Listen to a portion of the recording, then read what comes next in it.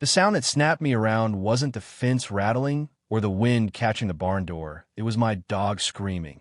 And if you've ever lived on a ranch, you know that's a sound that doesn't just hit your ears, it hits your soul, because a ranch dog doesn't end oppos. T cry for no reason.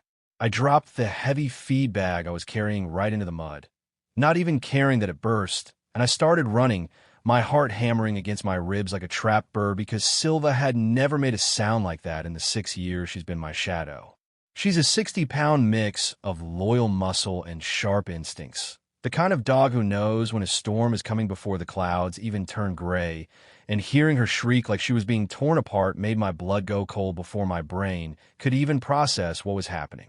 I rounded the corner of the equipment shed, my boots sliding in the damp grass, and that's when I saw it. And I swear, I felt a heat rise up the back of my neck that I haven't felt in 20 years. There was a man standing inside my perimeter fence, right there on the dirt my grandfather paid for in sweat and calluses, and he was wearing one of those tactical-looking black nylon vests with, in quote, "Community Enforcement," in quote, printed across the back in bright, obnoxious yellow letters. He didn't look like a cop. He looked like a guy who'd failed the psychological exam to be a cop and settled for being a professional nuisance. And he was standing over Silva, who was twitching on the ground, yelping and trying to claw her way back to her feet, but failing miserably. In his hand, he was holding a heavy, telescoping metal baton, the kind security guards use, and he was just looking down at her with this expression of pure, clinical annoyance, like she was a piece of trash he'd found on his porch. I didn't oppose. T think I didn't oppose. T breathe. I just roared at him to get away from her. And when he turned his head toward me, he didn't oppose. T even looked startled. He just looked at his watch like I was the one who was late for an appointment I never made. To really get why this moment felt like the end of the world, you have to understand where I live and how this whole mess started, because this wasn't an oppose. T just some random trespasser. This was the final, ugly peak of a mountain of bitterness that had been building for 3 years. My ranch, the Broken Arrow, has been in my family for 4 generations, long before the city of Austin decided to start bleeding its suburbs out into the hills, and for decades, our only neighbors were the hawks and the occasional stray cow. But then came the developers, and with the developers came the, in quote, Meadow View Estates, in quote, a sea of beige houses with manicured lawns, and people who moved to the country because they liked the idea of it, but hated the reality of it. They didn't oppose. T liked the smell of manure. They didn't oppose. T liked the sound of tractors at 6 a.m. And most of all, they didn't oppose. T like me, because my 300 acres was in quote, visual inconsistency, in quote, in their master plan paradise. The queen of this hive was a woman named Cynthia, the HOA president, who had a smile like a row of tombstones and a personality that was about 90% passive-aggressive emails. She'd shown up at my gate a month after they finished the first phase of houses, clutching a leather-bound clipboard and talking about, in quote, synergy, in quote, and in quote, community standards, in quote. And when I told her as politely as a man like me can, that my land was deeded decades before her HOA even existed and that I wasn't oppose. T joining, she didn't oppose. T take it well. She tried to tell me that because my north fence line bordered their new jogging trail, I was, in quote, subject to aesthetic oversight, in quote. And I remember laughing in her face and telling her she could oversee the backside of my cattle all she wanted, but she wasn't oppose. T touching my dirt. From that day on, it was war, but not the kind fought with guns, at least not yet. It was a war of citations for, in quote, noise pollution, in quote, letters from lawyers claiming my runoff was ruining their artificial pond, and drones flying over my house at dinner time to, in quote, check for compliance, in quote. I'd sent her formal, in quote, no trespassing, in quote, notices via certified mail. I'd spent $5,000 on new signage that clearly stated I would prosecute anyone who stepped foot over the wire, and I'd even had the county sheriff out twice to tell her to leave me alone. But Cynthia wasn't oppose. T the type to take an oppose. No an oppose. For an answer, she was the type to think that if she pushed hard enough, she could break me and buy my land for a fraction of what it oppose. worth to expand her little empire. And that guy standing over my dog, he was her latest, in quote, investment, in quote, a hired gun enforcer they'd brought in to, in quote, secure the perimeter, in quote, of the HOA. which apparently meant jumping my fence and assaulting my animal because she'd barked at him from my own side of the line. I reached Silva and dropped to my knees, my hands shaking as I felt her head, and my heart just broke right there in the dirt because she was bleeding from a deep gash above her eye and her breathing was shallow and ragged. She tried to lick my hand, a weak, pathetic little gesture that told me she was in shock, and I looked up at this man. This guy who cooed and oppos. He had been more than 30, with a buzz cut and a sense of entitlement that you could smell from 10 feet away, and I asked him what the hell he thought he was doing. He didn't oppos. He even flinch. He just tapped his baton against his thigh and said, and quote, "The animal was behaving in a threatening manner toward an officer of the association, and since your fencing is non-compliant with the safety heights established in the bylaws, I had to neutralize the threat." End quote. I stood up slow, and I think that's when he should have realized he'd made a catastrophic mistake, because I'm not a small man, and I've spent my life throwing hay bales and wrestling calves, and a look in my eyes probably was an oppos. End quote. Neighborly, end quote. I told him he had exactly 5 seconds to get back over that fence before I made sure he never walked again. And he actually had the nerve to smirk at me, pulling out a handheld radio and clicking the mic and quote, "I have a hostile subject on the adjacent property," end quote. He said into it, his voice calm and practiced, end quote, requesting backup from the board to document a violation of the peace treaty, end quote. Peace treaty? I couldn't oppos to even believe what I was hearing. This wasn't oppos.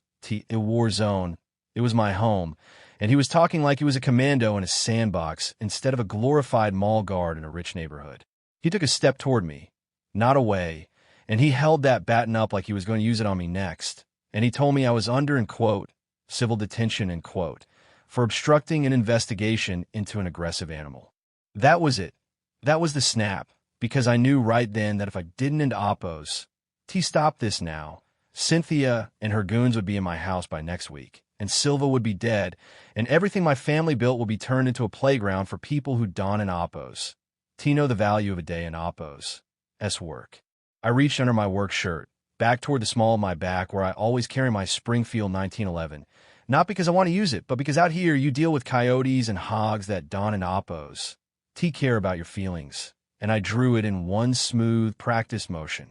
The moment the muzzle cleared my holster, the world went dead silent, the kind of silence you only get right before a lightning strike, and I saw his eyes go from, end quote, tough guy, end quote, to, end quote, scared kid, end quote, in about half a second. I didn't oppos. Yell, I didn't oppos. Scream. I just kept my voice low and steady, the kind of voice you use when you oppos, retelling a horse to stay calm, and I told him to drop the baton and get on the ground. For a heartbeat, I thought he was going to do it. I saw his hand tremble, but then he looked over his shoulder at the jogging trail where I could see a couple of his, end quote, back up, end quote, guys, other HOA board members in golf carts, approaching, and he must have thought he had a safe face. He didn't oppos. Dropped the baton, he lunged, and he swung at my head with everything he had, screaming some nonsense about, end quote, authorized force, end quote, and I didn't oppos. Have a choice anymore. I fired twice. Quick, sharp cracks that echoed off the barn and sent a flock of crows screaming into the sky, and I watched him crumple like a house of cards, the baton clattering onto the rocks as he hit the dirt. I didn't oppos. Aimed for his head, I was oppos. Looking to execute him, but I hit him where I was trained to hit when someone is trying to kill me, and as he lay there groaning, clutching his shoulder and his leg, I felt this strange, cold clarity settle over me. I backed away, keeping my eyes on the golf carts that had suddenly slammed on their brakes at the fence line, and I saw Cynthia's face. She was in the lead cart, her mouth hanging open, her phone out, probably recording the whole thing, thinking she finally had the, end quote, evidence, end quote, she needed to ruin me. I didn't oppos. Wait for them to say a word. I just pulled my own phone out, kept my gun trained on the guy on the ground who was now sobbing and calling for his mother, and I dialed the sheriff in oppos as personal cell. End quote, Jim, end quote, I said when he picked up, end quote, I got a shooting on the Broken Arrow. Trespasser assaulted my dog and tried to take my head off with a weapon. Send an ambulance, but bring the handcuffs because I'm not the one who's going to jail today. End quote. The next 20 minutes were a blur of sirens and flashing lights. And As the deputies poured over the fence, I did exactly what you and Oppos were supposed to do. I cleared my weapon, set it on the hood of my truck, and put my hands up because I had nothing to hide. Cynthia was screaming at the top of her lungs, demanding they arrest me for, in quote, attempted murder, in quote, claiming I'd lured her, in quote, officer, in quote, onto my land to ambush him. But what she didn't in Oppos, T realized, was that I'd finally gotten smart a week before this happened. I pointed the lead deputy toward the oak tree by the gate, where I'd hidden a high-definition solar power trail camera that recorded the whole thing. The man jumping the fence, him hitting Silva while she was backing away, him refusing to leave, and him swinging that baton at my face while I was backing up.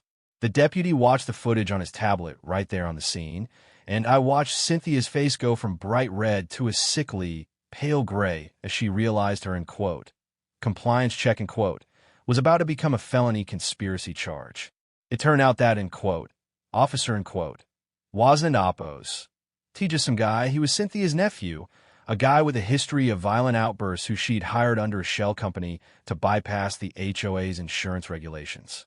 They found a backpack he'd dropped over the fence that was filled with poisoned meat chunks. He wasn't Oppos. T just there to, in quote, check, in quote, on my dog. He was there to kill her, so I wooed in Oppos. T have a, in quote, nuisance, in quote, animal anymore.